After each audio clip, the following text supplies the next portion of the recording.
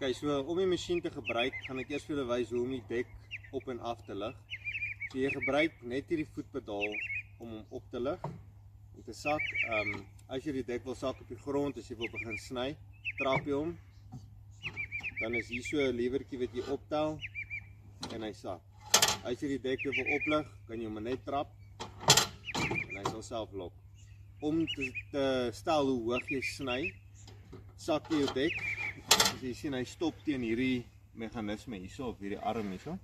En dan, as jy hom wil stel, draai jy hom net tot hierdie sal nou 'n hoër stelling wees of 'n laer stelling. En dan hierso is 'n aanwysertjie wat net vir jou kan help om 'n sekere hoogte vir jou uit te wys. So jy draai hom net los en lok hom op die plek waar jy wil. Okay.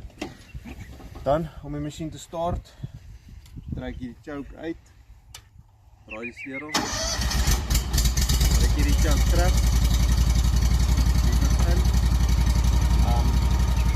As jy die lemme wil start, gee hom bietjie vet, trek jou vorentoe.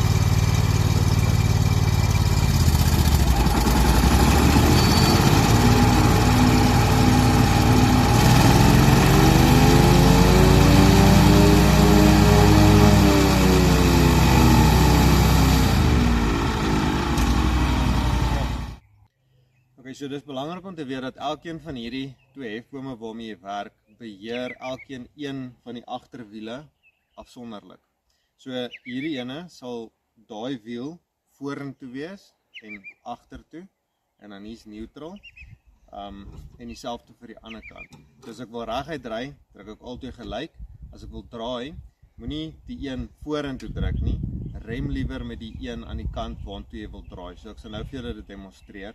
So kom ek sê ek ry vorentoe en ek wil regs draai, dan gaan ek net rem met hierdie kant, dan gaan jy lekker kort draai. Wat die handrem betref, sodra jy hierdie twee hefbome oopmaak, is sy handrem outomaties gekoppel. Dis meer soos 'n tipe van 'n lok of 'n sluitmeganisme. So wanneer jy teen 'n opdraande of 'n afdraande staan en jy sit hom op, kan hy dalk so bietjie begin draai en dan sal hy lok, net om die tande op die sluitmeganisme te vind. Okay. So kom ek wys julle hoe werk die ry.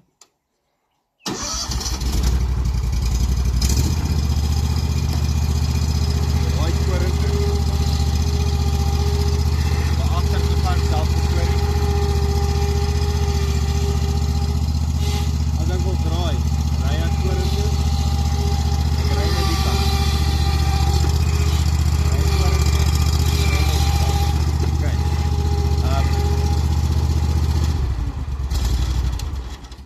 Wat baie lekker werk, as jy byvoorbeeld kom op die einde van die grasperk waar jy die masjien wil omdraai, is dit beter om die masjien tot stilstand te bring en dan te draai. Want so kry jy dit reg om op een plek stil te staan en te draai. As jy net aan die een kant gaan rem, gaan jy so 'n bietjie 'n wyeer draai vat. Dit maak nie saak nie, maar net om vir julle te sê hoe daai gedeelte werk. Okay, dankie.